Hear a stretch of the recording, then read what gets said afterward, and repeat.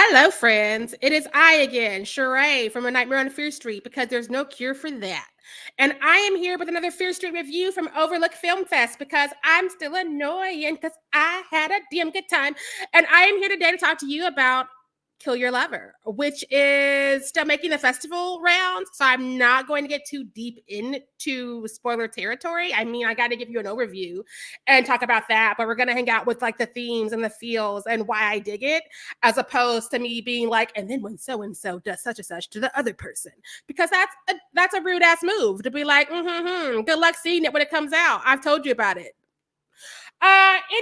Anyways, with that knowledge, you are a free agent to hit stop on this shit and be like, I'll see her when I see the movie, or to keep going with me to see if I do what I say I'm gonna do and not ruin shit for you, because I think I can do it. I think I can do it. Let's get into synopsis though, because that's what you're here for, is to hear about this in the most spoiler-free way possible. So Kill Your Lover synopsis reads: when Dakota tries to break off her toxic relationship with Axel, it starts transforming him into a monstrous creature with increased aggression, a touch that melts skin, and worst of all, he's contagious. As the toxicity fully takes hold, Dakota becomes equally infected as the pair grapple with the remains of their relationship, which threatens to come to a bloody end. Dot, dot, dot. Y'all, it's a body horror breakup movie. And you know I am that kind of bitch. I am the biggest fan. I feel there's too many couples on TV. I feel there's too many couples in the real world. I'm the girl my friends call when they want to hear it, leave him. Because like any other job that's no longer serving you, quit it, cut it, stop it. And so I was here for the message. I am the viewers. I am the bitches. I was going up in my seat. I was very obnoxious. While I am Team Dakota, I think the movie does a decent job about showing just how ugly and difficult relationships are, and how we are all sort of I I'm not here. I'm not here to victim blame, but I think that sometimes we let ourselves be led into situations that are not good for us, because maybe we're lonely, or because maybe society's like in our ear telling us what we need to be doing. And so I think it does a good job of showing how these two came together, even though they shouldn't have, and shows how they stayed in this relationship way too long, even though they shouldn't have. Until we get to this point where things are boiling and they're at the breaking point and it has to fucking end. It has to fucking end. I also really, really just love that we get the flashes of the red flags the whole way through. Like, no one was happy. No one was happy. This is a hookup that they tried to make into a relationship, and it became a situationship.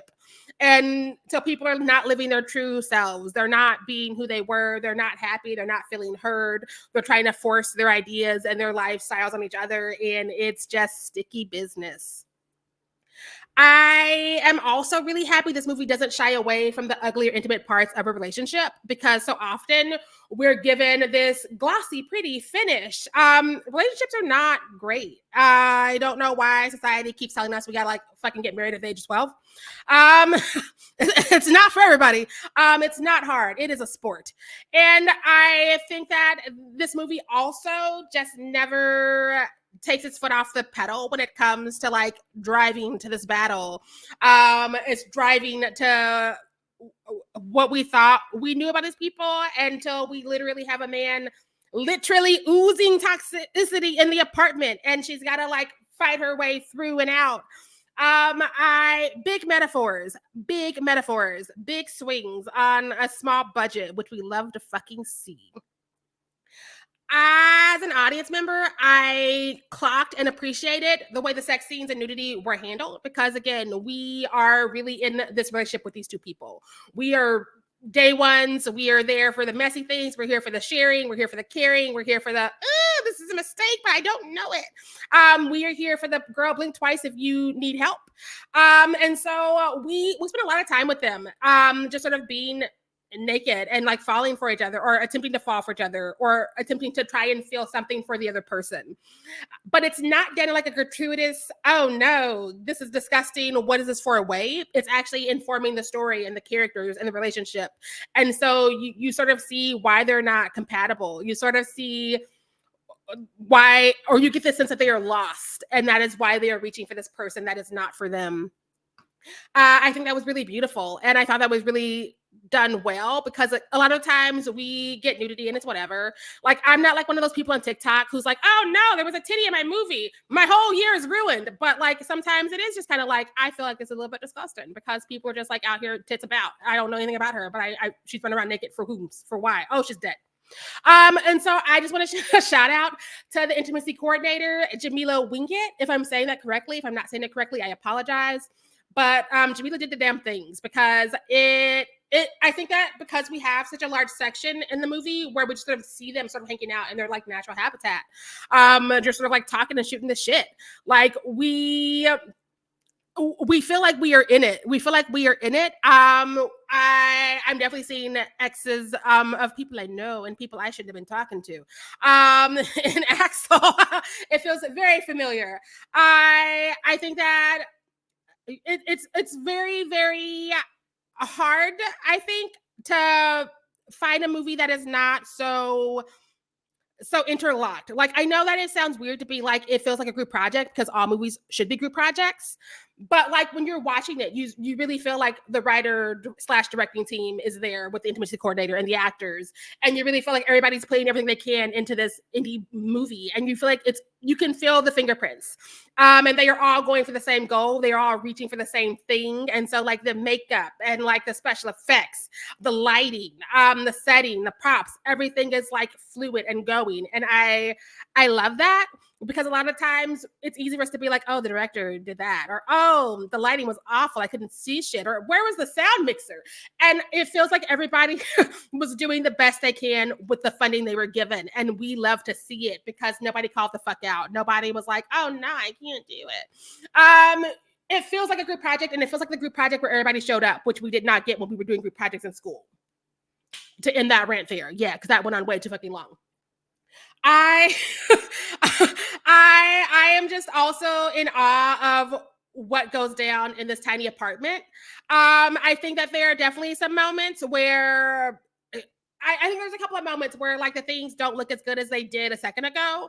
But again, we are in an indie movie and we are working with probably 90 doll hairs and good intentions. And so I wasn't taken out by it, but I was like, oh no, that looks prettier over there in that corner than it does over here in this corner. But also, this is one of the many movies that had to negotiate a lot of hard circumstances. And so the fact that they got not only a finished product, but a finished product that is fucking deep and like kind of poetic and really honest and earnest about what relationships are. Because again, how often do we see couples on TV and in films who are just like, we got to end this? Like, I don't know why divorce is a bad word, and I don't know why we're still acting like breakups aren't for the best. So I love to see that, and I hope that some people who should see this and need to see this will see this, because some of you gotta go. Some of you gotta get the fuck out. I'm just saying. Anywho's, relationships are messy, and and unfortunately, this relationship is so messy, it leads to some gnarly kills for this couple. However, as an audience member, you're just like, what the fuck? And I hope that you are also aghast. I hope that you are also gagged and mortified by the things that go down in this apartment.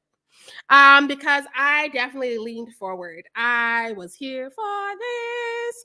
And that's what I know about that. Yeah. I've been dancing between 3.5 and 4 drinks for this movie because I really like her. Again, I have very few notes. Most of it, I'm sure, is budget shit, because who has the funding to do what they really want? So we have to get creative, and I love creativity. I love the workaround. I love the problem solving, because that's what I have to do every day. So I have a hard time sympathizing with people who are like, it didn't go my way, so fuck it. I love people who say, it didn't go my way, fuck it, let's go. And that's the energy I get behind this. It's very punk. It's very rock. It's very, we're going to make this. We're going to do it the way we want to do it, to the best of what the fuck we got.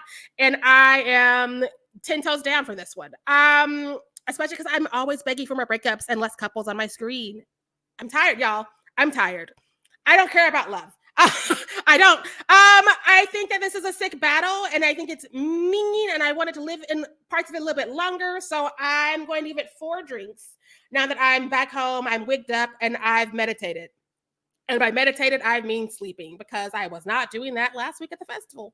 Anywho, those are my comments. Those are my concerns. I have no questions. If you disagree You can would fight with Trentington. If you are also here for Kill Your Lover, or if you are just excited to see it, let me know in the comments because I want to talk about it some more. I think we have some very cool dialogue we'll be getting to when this movie's out and about in the world, so everybody can see it. I think that so many things are so cool about it. I want the soundtrack. I want the apartment after it's cleaned up a little bit because like it's been through some shit. Anywho's, thank you to our friends at Overlook Film Festival for approving our press application. We're an indie podcast, so I wouldn't be able to attend had we not gotten approved. And it's a sad time to think about me not going and being able to annoy you with all these cool fucking movies that I love because I saw a bunch of cool shit. Get ready because like there's a lot coming. And that's what I know for today. Thank you. Stay fierce and